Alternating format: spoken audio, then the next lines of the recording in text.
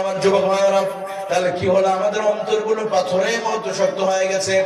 কবরে পাশ দিয়ে যায়, কানের মধ্যে ব্লুটুথ দিয়ে গান শুনতে শুনতে যায়, অথচ ওই কবরের যাত্রী ওই ছেলেটাও একটা দিন কবরে চলে যাবে। কয়েকদিন আগে দেখলাম একজন বক্তা গাইবান্ধা ওয়াজ করতে করতে নিজে স্টেজেই তিনি মারা গেলেন। আরে একজন বক্তা স্টেজ থেকে নামার সুযোগটা পায় না, তার আগে সে আল্লাহ তাকে সারা দিয়ে চলে গেছে।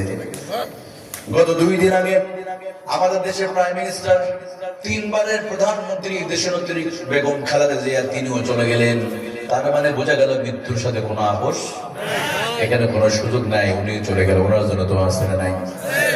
যে আমাদের দেশকে ভালোবাসে, আলেমদেরকে যারা ভালোবাসে, আমরা তাদেরকেও ভালোবাসি। ওনার জীবনে একটা জিনিস আমাকে ভালো লেগেছে, আজ থেকে 10 বছর আগে যখন এদেশে আলেমদেরকে যখন ফাঁসির কাছে ঝোলানো হচ্ছিল, ইসলামী আন্দোলনের আমাদের সেই সমস্ত বীর যোদ্ধাদেরকে যখন ফাঁসিতে ঝোলানো হচ্ছিল, তখন দেশনেত্রী বেগম খালেদা জিয়া তিনি স্পষ্ট ভাবে প্রতিবাদ করেছিলেন। যখন আল্লামা সাঈদীকে যখন ফাঁসির রায় এসেছিল, কথা বলেন ঠিক কিনা?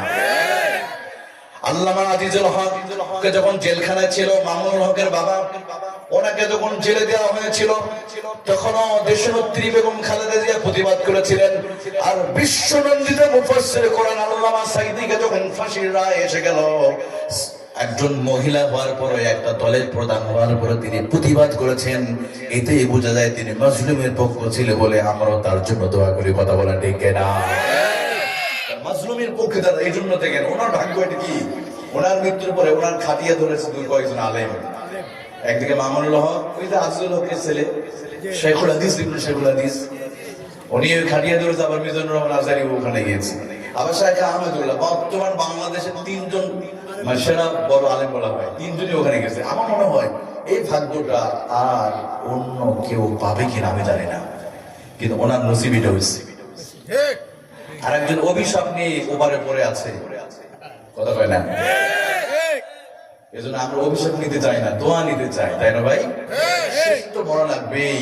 আমরা চোখের পানি নিয়ে দোয়া নিয়ে চলে যাবেন। আমার তো ওপারের টেনশন হয়, কারণ ওই পারে তো আবার মানুষ মারা গেলে আগুন দিয়ে পোড়ায়, ওখানে জানাজা তো হয় না, কথা ঠিক কিনা? আমার প্রিয় ভাইরা, তবে আমরা কি করবো? দোয়া করব। তাহলে এখানে বোঝা গেল, প্রধানমন্ত্রী হওয়ার পর আজরাইলের সাথে কোনো মাপ নাই, আজরাইলের সাথে কোনো ছাড় নাই। তুমি প্রধানমন্ত্রী হতে পারো, রাষ্ট্রপতি হতে পারো, মৃত্যু থেকে কোনো রেহাই আছে? এক সময় স্যালুট করতো, আসসালামু আলাইকুম। কবরে কোনো স্যালুট আছে নাকি? তবে হ্যাঁ, ইমানদার যারা আছে তাদেরকে ফের স্যালুট করবে। তা আমার প্রিয় ভাই, এই জন্য বলে আমার যুবক ভাইরা, আমার বাবাজিরা, খবরদার। তাহলে দুনিয়ার বিষয়ে আমরা কান্নাকাটি করি, কিন্তু আল্লাহর চোখটা দিয়ে আমরা পাপ করি, কিন্তু চোখ দিয়ে ওনার সময় খুব একটা ভালো কাজ করি। অনেকে করে কিন্তু করি না। তো দেখেন, আমি যে বিষয়টা বলছিলাম, এই চোখের পানি কেন লবণাক্ত? হ্যাঁ, আপনাদের এখানে পানি পান করতে গিয়ে আমার মনে পড়ে গেছে, এই জন্য ভাবলাম যে আজকে আলোচনা করে একটু আপনাদের শোনাবো। কষ্ট হবে আপনাদের? তো রাগ করেছেন আপনারা? আচ্ছা, সমুদ্রের পানি লবণাক্ত, অথচ জান আপনি কুমিল্লার পানি লবণাক্ত না। কিন্তু আপনি যত এদিকে যাবেন, লক্ষ্মীপুর, মঞ্জু চৌধুরী ঘাট, কেন ওই দিক থেকে আমরা যাই, ভোলাতে মাহফিল হতে যাই, পানি লবণাক্ত, ভোলার পানি লবণাক্ত, চোখের পানি লবণাক্ত। চোখের পানি কেন লবণাক্ত? এটা নিয়ে গবেষণা করতে গিয়ে উইলিয়াম ফি নামক একজন বিজ্ঞানী 1 বছর নয়, 2 বছর নয়, দীর্ঘ 20 বছর ধরে তিনি গবেষণা করে দেখেন, আরে মানুষের চোখের পানি যদি লবণাক্ত যদি না হতো, দুনিয়ার মানুষদের চোখ একটা দিনের জন্য চোখটা ভালো থাকতো না, চোখগুলো নষ্ট হয়ে যেত। আল্লাহ দেখবেন, আমার পরিবার একটু উদাহরণ দেই। লবণ সবসময় পছন্দ করে, কুরবানির চামড়া আমরা প্রথমে লবণ দেই, মনে আছে আপনাদের? প্রথমে কুরবানির চামড়ার উপরে আমরা লবণ দিয়ে রিফাইন করি, লবণ দিলে আর এখানে মাছি ধরে না, আর কি পছন্দ। ঠিক তেমনি চোখের পানি লবণাক্ত হওয়ার কারণে একটাই, বিজ্ঞানী উইলিয়াম ফে বলছে, মানুষের চোখের ভিতরে প্রতি সেকেন্ডে বাতাসের ভিতরে বাজে ব্যাকটেরিয়া চোখে প্রবেশ করছে। আপনার এই 40 বছরের ভিতরে কতবার ঘূর্ণিঝড় হলো, রাস্তায় এই যে কতবার ঝড় হয়, কত বালি ধুলা ময়লা চোখের মধ্যে প্রবেশ করলো। বলেন তো, কোনোদিন কি চোখটাকে সার্ভিস করেছেন আপনারা? আরে বাবা, চোখ তো দূরের কথা, আপনি 50 বছর হয়ে গেল, একটা একটা দিনের জন্য আপনার চোখ সার্ভিস করা লাগলো না। আর সাধারণ মোবাইল 1 বছরের জন্য একটা কভার করানোর পরে কিছুদিন পরে কভার খুলে দেখবেন কত ময়লা জমে গেছে। তাহলে এই চোখের ভিতরে কি পরিমাণ ময়লা প্রবেশ করার কথা, আর ওই ময়লা যদি কেটে না যেত তাহলে চোখটা কি সুস্থ থাকতো? এই জন্য আল্লাহ তাআলা কি করেছে, লবণাক্ত পানি নামক পাউডার দিয়ে আমার আল্লাহ রাব্বুল আলামিন চোখে যত ময়লা আবর্জনা পড়ে যায় ওই লবণাক্ত পানি দিয়ে আমার আল্লাহ মুহূর্তের ভিতরে ওই ময়লাগুলো পুত পবিত্র করে পরিষ্কার করে দেয়। ফাবিআইয়ি আলাই রাব্বিকুমা তুকাযিবান।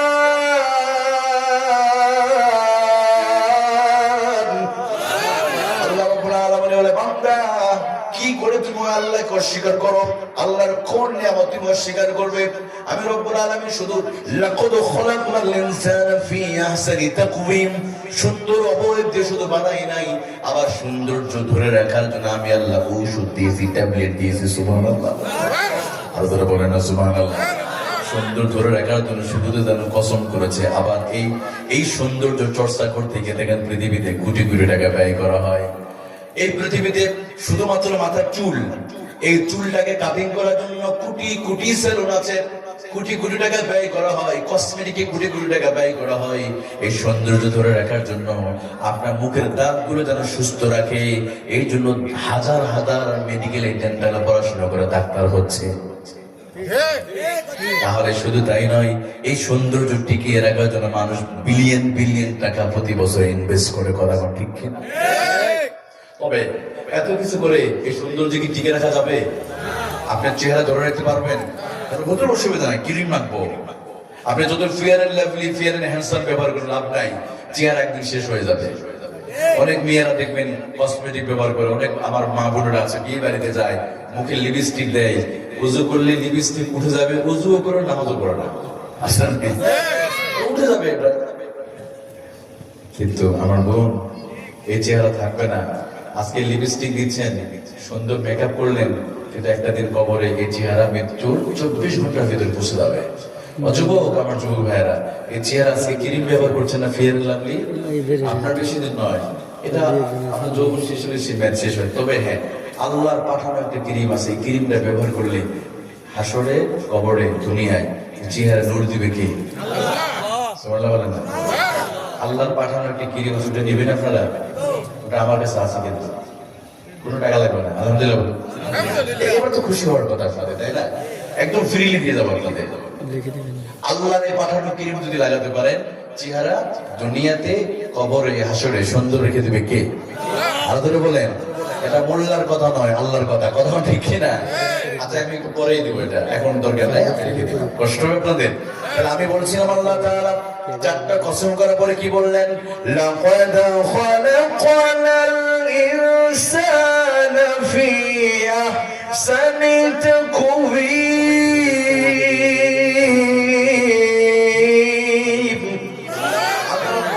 মানুষকে সুন্দর অবয়বদের সৃষ্টি করেছি, শুধু সৃষ্টি করে নাই, আবার সৌন্দর্য ধরে রাখার জন্য কত উপকরণ দিয়েছি। আবার বলো, মানুষ যখন তোমরা আমার এই নিয়ামত গুলো পেয়ে দেবো, তোমরা পাপে লিপ্ত হয়ে যাবে, তখন আমি আল্লাহ তোমাদের নিকৃষ্ট স্তরে ফেলে দেবো। আমার চোখটা, আমি তোমাদের চোখ দিয়েছি, চোখটা সুস্থ রেখেছি, তবে এই চোখটা দিয়ে শুধু 24 ঘন্টা মোবাইল দেখার জন্য আমি পাঠাই নাই, মাঝে মাঝে কোরআনুল কারীম তেলাওয়াত করা দরকার আছে। কিন্তু এই 2025 সাল চলে গেল, আজকে কতদিন? 3 দিন না? এখানে অনেকেই হতে আছে 2025 সালে এমন মুসলমান আমার ভাই বোন আছে, 1 বছরের ভিতরে অনেক মুসলমান কোরআনটা হাতেই নাই। কোরআন তো পড়া দূরের কথা, হাতেই স্পর্শ করে নাই।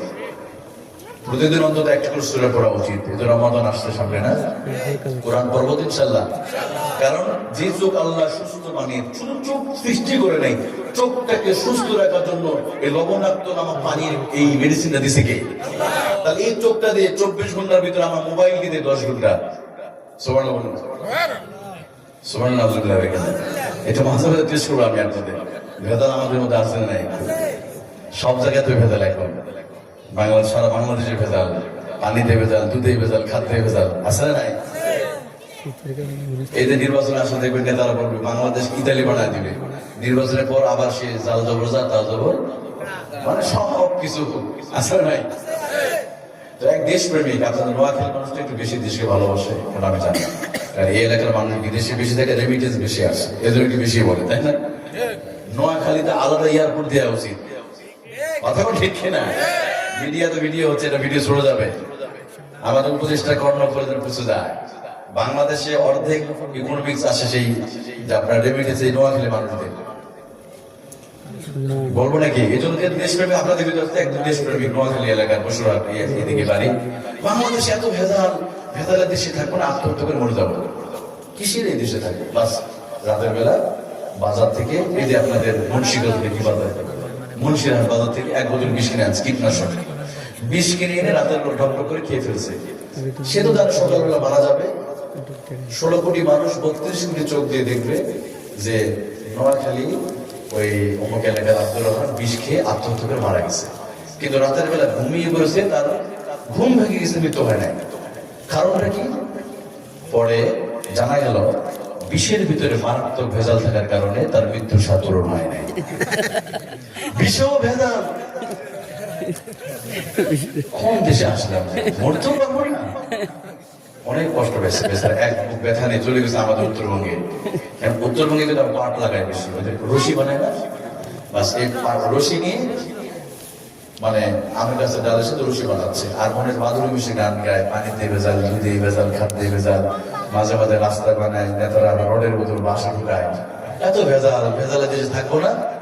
কীটনাশক খেলাম, এখানে তো আর রশিতে ভেজাল নাই, বাস রশি আমের গাছের ডাল আর গলাতে ফাঁস দিয়ে আস্তে করে টান দিছে, রশি তো ছিল ভেজাল, ঠাস করে ছিঁড়ে পড়ছে।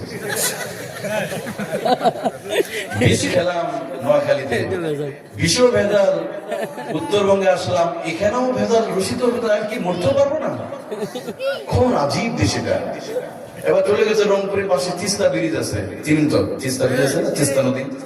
কারণ এবার ব্রিজ থেকে লাভ দিয়ে এবার কে ঠেকাবে? দেখা যাক, কারণ ব্রিজে তো দেখে, এখানে ভেজালের প্রশ্ন নাই, কিন্তু ব্রিজ আর পানি কতটুকু আছে নাই। বাস বেচারা ব্রিজ থেকে লাভ দিছে, নদীতে নাই পানি, পড়ে গেছে, পা ভেঙে গেছে, মৃত্যুর স্বাদ পূরণ হয় নাই। কারণটা কি? পরে দেখা গেল আমাদের পার্শ্ববর্তী দাদা বাবু নরেন্দ্র মোদীরা আমাদের 54টা নদীর মুখ বন্ধ করে দিয়েছে, কথা বল ঠিক কিনা? আমি আজকে যে কথা বলছিলাম, কথা বলার উদ্দেশ্য হলো সব জায়গায় ভেজাল আছে না নাই? আর একটু আসতে বলেন, ভেজাল নাই কেবল এই কিতাবের ভিতরে, কথা বলেন ঠিক কিনা? এই নির্ভেজাল এই কিতাবকে মানা দরকার আছে না নাই? তাহলে এই কিতাব দিয়ে আমার রাসূল 1400 বছর আগে ঘুরে ধরে সমাজকে পরিবর্তন করেছে। আবারও যদি সামনে এ বাংলাদেশের যদি টেন্ডারবাজি আর হত্যা রাহাজানি বন্ধ করার জন্য, কোরআনের শাসন প্রতিষ্ঠার জন্য, কোরআন আন্দোলন যদি ডাক আসে, ওই কোরআন প্রতিষ্ঠার জন্য, কোরআনকে পার্লামেন্টে দেওয়ার জন্য ডাক আসে, কারা কারা বুকে কারা রক্ত ঢেলে দিতে রাজি আছে? দুই হাত উঁচু করে আল্লাহকে দেখাও।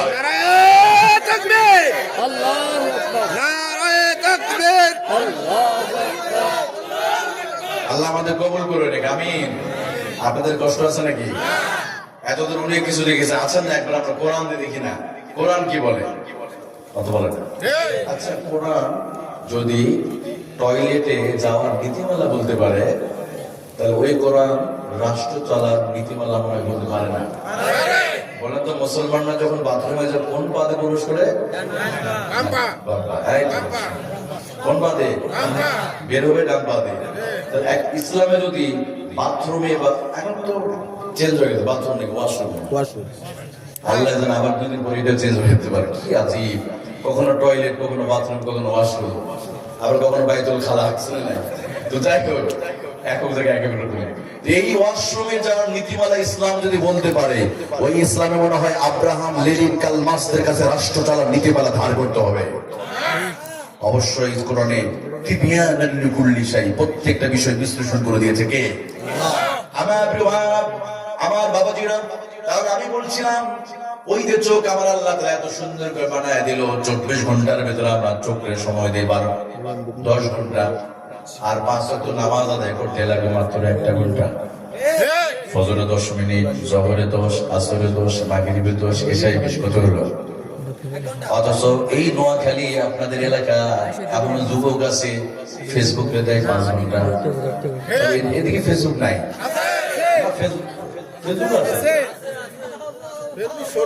ফেসবুক শরীফ ওখানে দেয় 5 ঘন্টা। ইউটিউবে দেয় ওখানে আরো 2 ঘন্টা, মেসেঞ্জার বিভিন্ন গ্রহ থেকে মেসেজ আছে ওখানে দেয় 2 ঘন্টা, আর চার দোকানে তো বসাই লাগবে, ওখানে না বসলে খাবার হজম হবে না, ওখানে 1 ঘন্টা কত এলো 10 ঘন্টা।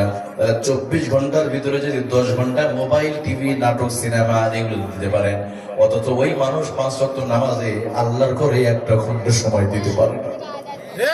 আল্লাহ বলে, বান্দা কি হলো তোমার? আমি আল্লাহ এত সুন্দরকে বানালাম, তাকাও তোমার চেহারার দিকে।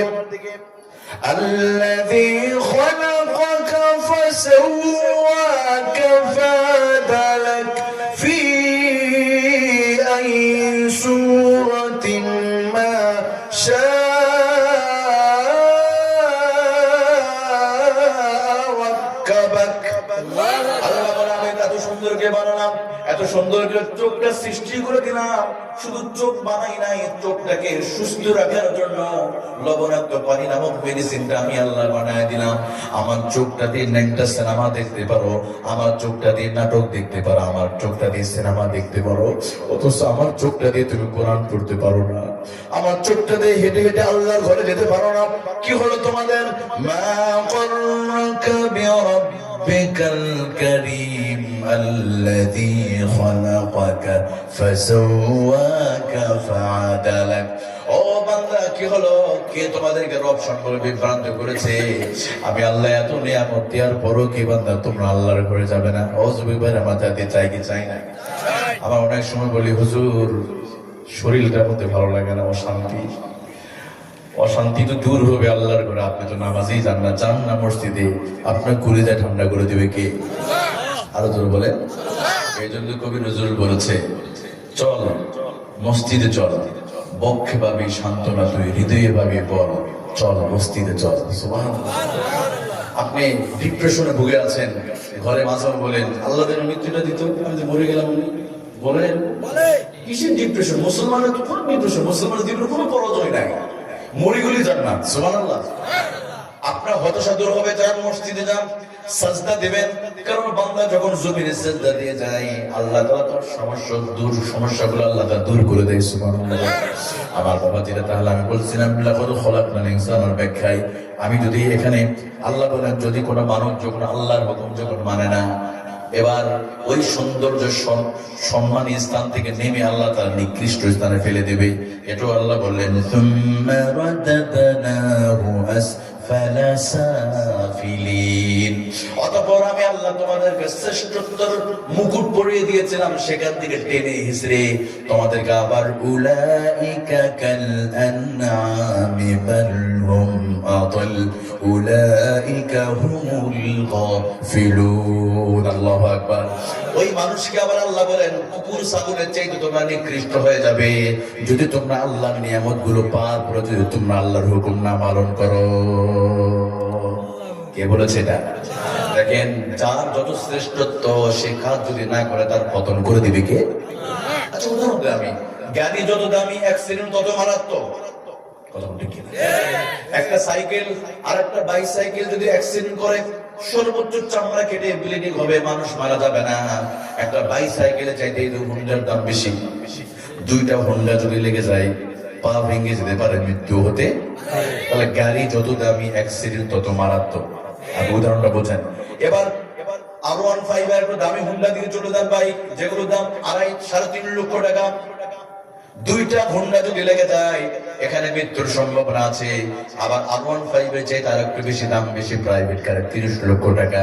দুইটা প্রাইভেট কার যদি সম্মুখ সামনে যদি সংঘর্ষ বেঁধে যায়, শতকরা 100 জনের ভিতরে অথবা 100% ভিতরে এখানে 50% ধ্বংস হওয়ার সম্ভাবনা আছে। প্রাইভেট কারের চাইতে আর একটু দামি বাসের দুইটা বাস যদি অ্যাক্সিডেন্ট হয় শতকরা 100 জনের ভিতরে 70 জনের মৃত্যুর সম্ভাবনা আছে। এবার বাসের চাইতে দাম বেশি ট্রেনের, দুইটা ট্রেন যদি সংঘর্ষ বাঁধে শতকরা 80% ক্ষতিগ্রস্ত হবে। এবার সবচেয়ে দাম বেশি কার? বিমানের। এই তো বুঝে গেছেন, বোয়িং 777 একটা বিমান আছে পৃথিবীতে সবচেয়ে দাম বেশি, আমেরিকান একটা কোম্পানি। তাহলে গাড়ি যত দাম বেশি অ্যাক্সিডেন্ট তত মারাত্মক। একটা বোয়িং বিমান যদি ল্যান্ড করে যদি ক্র্যাশ হয়ে যায়, দুর্ঘটনা হয়, তাহলে বিমানের মনে একজন বাঁচবে নাকি? বাস দুর্ঘটনা হলে ছাদ থেকে লাফ দিয়ে পালানো যায়, জানালা ভেঙে পালানো যায়, প্রাইভেট কার থেকে জানালা পালিয়ে যাওয়া যায়, কিন্তু বিমান দুর্ঘটনা হলে ওখানে বোঝা যায়। কথা ঠিক কিনা? মাঝে মাঝে আমাদের উঠতে হয়, কিন্তু ওখানে বোঝা যায়। বিমানের যাত্রী ম্যাক্সিমাম অহংকারী হয়। এটা কি প্রচুর অহংকারী? কারণ আমাদের বিমানে তো উঠতে মাঝে মাঝে দেখবেন কেউ কারো বসে কোনো কথাই বলে না, সালাম কোনো কথা নাই, মুখ পোস্টার করে বসে থাকে। আর যখন একটু কাপাকে তখন হুহা শুরু হয়ে যায়, আল্লাহ তুমি বাঁচা, আল্লাহ বাঁচা। কথা ঠিক কিনা?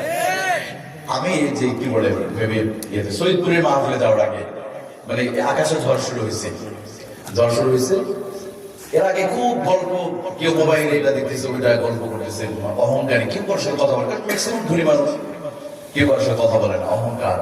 যখনই বিমান কাঁপাকাঁপি শুরু করছে তো লা ইলাহা ইল্লাল্লাহ, লা ইলাহা ইল্লাল্লাহ, মানে শুরু হয়ে গেছে যে কি, আর মানে মহিলারা মাথা কাপড় দিচ্ছে আর সবাই দেখে, তখন আমি মনে করছি এইটা শুরু হয়ে গেছে। কথা ঠিক কিনা? তবে আমার একটা জিনিস, যখন বিমান উঠি, আপনাদের বলে রাখি, বিমানে ওঠার আগেই সবচেয়ে অনিশ্চিত জার্নি হলো বিমান। বিমান দুটো সব শেষ। তো আমি বিমানে উঠলেই একটা কাজ করি, যে মোবাইলে কোরআন শরীফ নিয়ে পড়া শুরু করি, যতদূর যায়। যদি আল্লাহ মৃত্যু হয়, কোরআন পর্যন্ত মৃত্যু হয়। কারণ বিমান ল্যান্ড করার পর্যন্ত, আপনি ল্যান্ড করবার সময় মানুষ মারা যায়, সব পড়ে যায়। এই জন্য অনেকে অহংকার করে বলেছে, ভাই এগুলো করবে না, কারণ আমরা চলাফেরা করে করতেছি কিন্তু জীবনটা নিয়ে। কথা বলে ঠিক কিনা? আপনাদের কষ্ট হচ্ছে? তাহলে আল্লাহ তাআলা বলছে, বান্দারে শোনো, আমি রব্বুল আলামিন তোমাদেরকে এত নিয়ামত দিলাম, যদি তোমরা আমার না মানো, শোনো, তোমাদেরকে ওই শ্রেষ্ঠত্বর আসন থেকে তোমাদেরকে আবার নিচে নামায়া দিব। গাড়ি যত দামি, অ্যাক্সিডেন্ট তত মারাত্মক, ঠিক তোমরা উম্মত হিসেবে যত দামি, ওই উম্মতের দায়িত্ব যদি পালন না করো, দিন প্রতিষ্ঠার কাজ যদি না করো, আল্লাহর হুকুম পালন যদি না করো, আল্লাহ বলেন লাকাদ খাতামনা রাদাদনাহু আসফালা সাফিলিন, আবার নিকৃষ্ট স্থানে ফেলে দেবে। কে বলেছে এটা? তবে হ্যাঁ, আল্লাহ তাআলা এখানে আরেকটা কথা বলে দিলেন, ওই মানুষগুলো ক্ষতিগ্রস্ত হবে না, তাদের চিরদিন তাদের পুরস্কারের মধ্যে আল্লাহ রেখে দিবে। আল্লাহ বলেন, ইল্লাল্লাযীনা আমানু ওয়া আমিলুস সালিহাতি ফালাহুম আজরুন গায়রু মামনুন। আল্লাহু আকবার। আল্লাহ তাআলা বললেন, যদি তোমরা দুইটা কাজ করতে পারো, ওই দুইটা কাজ যারা করবে তাদের কোনো বিপদ হবে না, তাদের কোনো ধ্বংস হবে না। কে বলেছে? ইল্লাল্লাযীনা আমানু ওয়া আমিলুস সালিহাতি ফালাহুম আজরুন গায়রু মামনুন।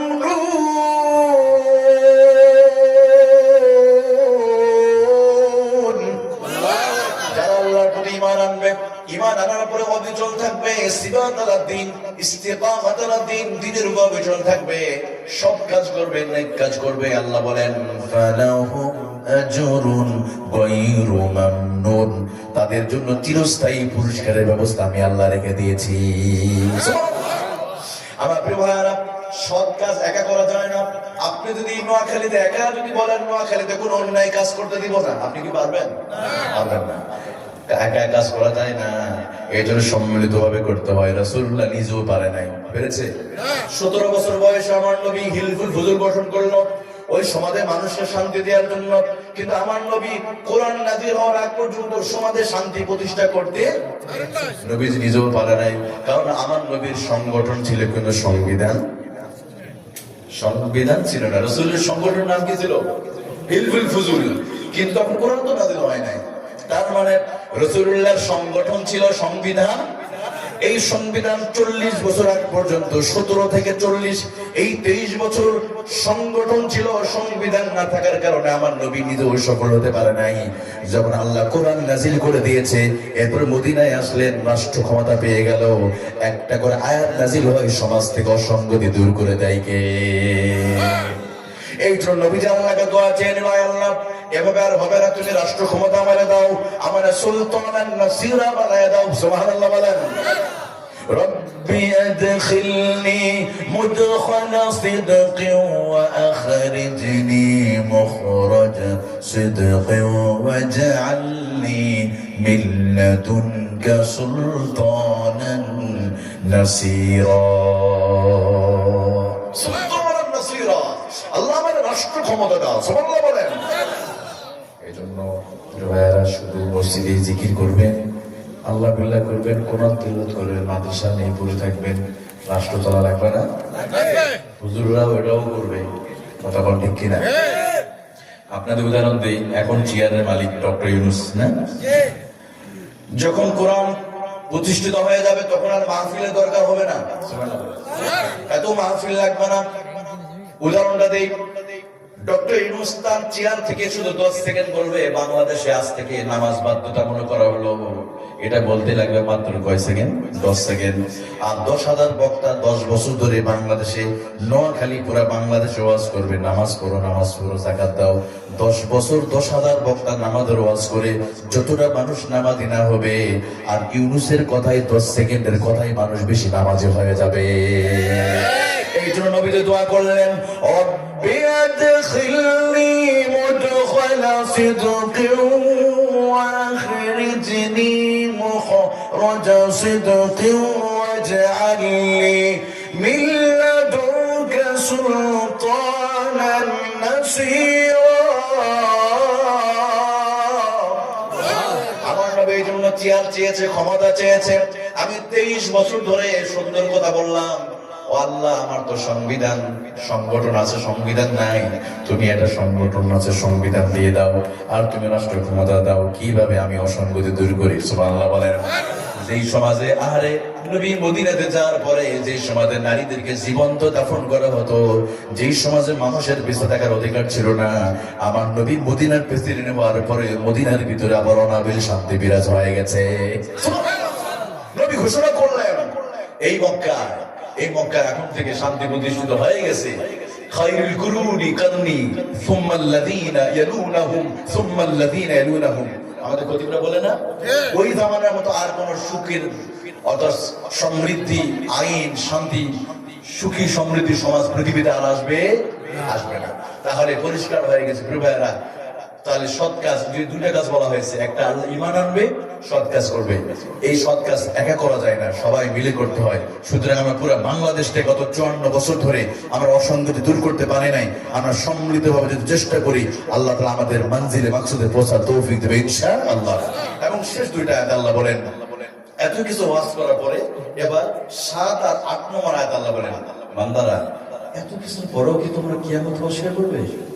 ফামা ইউকাযযিবুকা বা'দু বিদ্দিন। আল্লাহ বলে তোমাদের সৃষ্টি করলাম, সুন্দরকে বানালাম, নিয়ামত দিলাম, আবার আল্লাহ বলে যদি আমাকে না ডাকো, যদি নাফরমানি করো, তোমাদের উপর থেকে নিচে নামায় দেবো। আবার যদি দুইটা ভালো কাজ করো, তোমাদের কি করবো?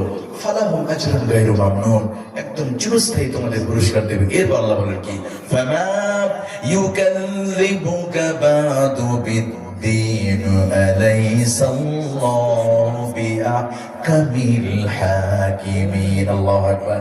এবার আল্লাহ বলেন, তোমরা কি এরপর কিয়ামতকে অস্বীকার করবে? যদি তোমরা কিয়ামতে যদি বিশ্বাসী হও, আখিরাতে আল্লাহর মুখোমুখি হওয়া লাগবে, তাহলে কোনদিন তোমরা আল্লাহর সাথে নাফরমানি করতে পারো না। কোনদিন কিয়ামতের সামনে যেহেতু যেতেই হবে, ওই মানুষটা নামাজ না পড়ে থাকতে পারে। আর মনে রাখো, আল্লাহ হলো সবচাইতে বড় বিচারক। আলাইসাল্লাহু বিআহকামিল হাকিমিন। সবচেয়ে বড় বিচারক কে? আপনার কষ্ট হচ্ছে? আলোচনা এখানে শেষ, সূরা শেষ। আমি ওই আগে বলেছি, অনেক লম্বা করবো না, কোন গল্প হবে না, কোন কৌতুক হবে না, কোন ওই যে কিচ্ছা মানে কি বলে সঙ্গীত বলে সময় পারবো না। যতটুকু আলোচনা ততটুকু নিরেট আলোচনা হবে। কোন সন্দেহ আছে আপনাদের? তো আমাদের সূরা শেষ হয়ে গেছে। এবার আসি আপনাদের একটা কথা বলবো। একটা ক্রিমের কথা বলছিলাম, মনে আছে? ক্রিমটা দিয়ে দিই, দিয়ে তো বাবাজিরা অনেকে আছে, বয়স হয়ে গেছে। হ্যাঁ, আলোচনা চলবে মাশাআল্লাহ। কয়টা বলতে চলবে? পিচ্ছি বলেছে 5টা। না, আমরা মুক্তা দেয় হাল বুঝি। এত লম্বা করবো না তো ফজরের নামাজ আর মিস না হয়, তাই না প্রিয় ভাইরা? আমরা এত লম্বা করবো, আমরা ফজর মিস করবো না। আমি আচ্ছা, আমি যেহেতু মা বলেছে, মেয়ের আছে স্টেজ আছে নাকি মেয়েদের? ঘরে গেলে শুনতেছে। আচ্ছা যাই, মেয়েদের একটা সুবিধা হয়ে গেল, আস্তে যে ক্রিমটা দেবো, এই ক্রিমটা কিন্তু মেয়েদের ব্যবহার করতে হবে।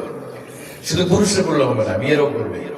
আপনার বাড়িতে নিয়ে ক্রিমটা আপনার প্রচার করে দেবেন যে আজকে মাহফিলে হুজুর একটা ক্রিম দিছে, কোনো টাকা নেয় নাই, তবে ক্রিমটা ব্যবহার করতে হবে। সুবহানাল্লাহ বলেন। দুনিয়ার একটা ফেয়ার লাভলি কিনতে গেলে 200 টাকা লেগে যাবে। একটা যে সানসিল্ক শ্যাম্পু আছে, ছেলে মাথায় শ্যাম্পু দেয়, তাই না? শ্যাম্পু ট্যাম্পু দেয়, আবার মাথায় ভারী দেয়, আবার চুল বড় চুলে দেখায় মানুষ, আবার মাঝে মাঝে চুলগুলো সাদা করে পাটের হাপালের মতো, মেসি যেভাবে চুল কাটে ওই চুল কাটায়, আসলে নাই সাদা মানে হনুমানের মতো বানায় ফেলে, ধাক ধাক করে চুল কাটে। আচ্ছা বলেন তো যুবক ভাইরা, এই যে আমাদের চেহারাটা কে দিছে, চুলের সৌন্দর্যটা কে দিছে? আল্লাহ।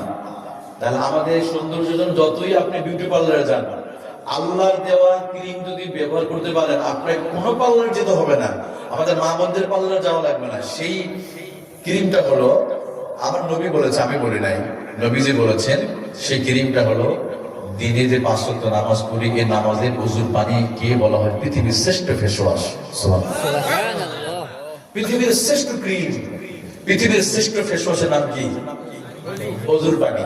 সুবহানাল্লাহ বলেন। দেখো এটা কি আমি বলেছি? রাসূলুল্লাহ বলেছে। উলামায়ে কেরাম এখানে আছে কি? চলেন নবী কি বলেছেন। নবীজি বলেন, তাবলুগুল হালিয়াতা মিনাল মুমিন, বালাগা ইয়াবলুগু শব্দের অর্থ হলো পৌঁছানো।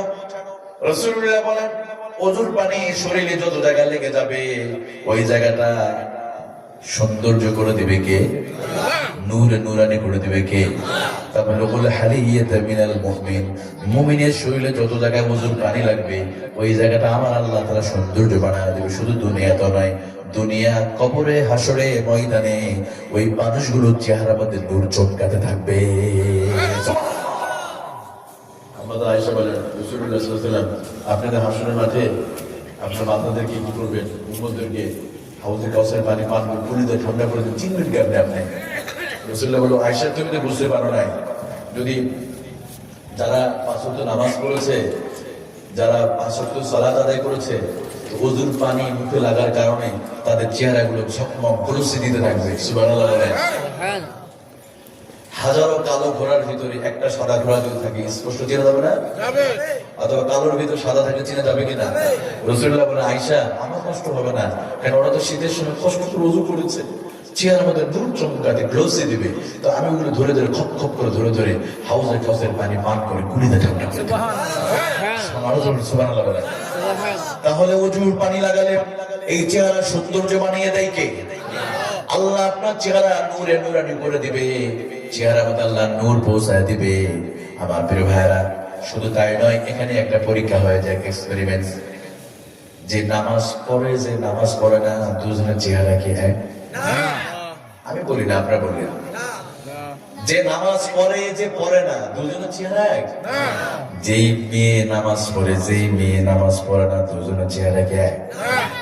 অনেক মেয়ে দামি দামি ক্রিম আর ফেয়ার অ্যান্ড লাভলি দেওয়ার পরে মুখের মধ্যে বরুণ ওঠে। আবার অনেক মেয়ে মহিলা মাদ্রাসায় পড়ে, হাতে মোজা পায়ে মোজা, 5 ওয়াক্ত নামাজ আদায় করে, তার চেহারা কিন্তু কম নাই। এরকম আমাদের মা বোন আছে নাই? এখানে হুজুররা আছে, ওলামায়ে কেরাম আছে, ওনাদের বউদেরকে বিউটি পার্লারে যাওয়া লাগে না। ওলামায়ে কেরামের বউদের বিউটি পার্লারে, কারণ ওযুর পানি উঠেই তো পার্লার। আপনাদের কষ্ট হচ্ছে নাকি? তাহলে এই ক্রিম ব্যবহার করবো তো আমরা? কষ্ট হবে আপনাদের? এর আগে আমি আর একটু কথা আছে বলি। আমার প্রিয় ভাইরা, আমি একটু বলে নিই আপনাদেরকে, আজকে যে মাহফিলটা হচ্ছে, এতে আপনারা খুশি না বেজার? খুশি তো? আমি একটু বলি, জন্মের শুরুতে আমরা খালি হাতে এসেছিলাম, তাই না? আমরা যেদিন মরে যাবো খালি হাতে আমার চলে যাওয়া লাগবে। আচ্ছা, বেগম খালেদা চলে গেলেন, উনি কি কোনো টাকা নিয়ে গেছে? ওনার তো অনেক সম্পদ ছিল, বাড়ি আছে, জায়গা আছে। হোসাইন মোহাম্মদের সাথে যেদিন মারা গেল, উনি কোনো কিছু নিয়ে যেতে পারে নাই, আমাদের সবকিছু থেকে যাবে। আমরা এখানে যারা আছি, আগামী 40 বছরের ভিতরে, একটু আমি বলি আপনাদের, আগামী 40 বছরের ভিতরে একটা মানুষ এখানে থাকবে না। যে কয়েকটা মানুষ আমরা বসে আছে, আমি সহ যারা আছি, আগামী 40 বছরের ভিতরে আমরা সবাই মাটির নিচে চলে যাব। ঠিক আছে? এখন যাদের বয়স 50 আর 40 যোগ করলে কত হবে? আপনার বয়স কত? 40 বছর। ধর 40, আগামী 40 বছর পর কি হবে? 80 বছর নাই। এখন তো চুলদারি কাঁচা আছে, এটাও সাদা হয়ে যাবে। সাদা হয় না? তোমার বয়স কত? 10 বছর। এই বাচ্চার আগামী 40 বছর পর চুল দাড়ি পেকে যাবে 100%, 50 বছর হয়ে যাবে, কারণ এরকম বয়স হয়ে যাবে। একটু খেয়াল করে দুজনের দিকে তাকান, আমার এই দুজনের দিকে তাকান, আপনার দিকে তাকান। এই বাচ্চা আগামী 40 বছর পরে ওনার পর্যায়ে চলে যাবে, আর তার অবস্থা কি? তাহলে আমরা কোথায়? একটু কল্পনা করে, আমরা কেউ নাই। এই যে সম্পদে হাত, এই চেহারা মাটিতে পচে যাবে, এই চোখটা 24 ঘন্টার ভিতরে পচে যাবে। মানুষ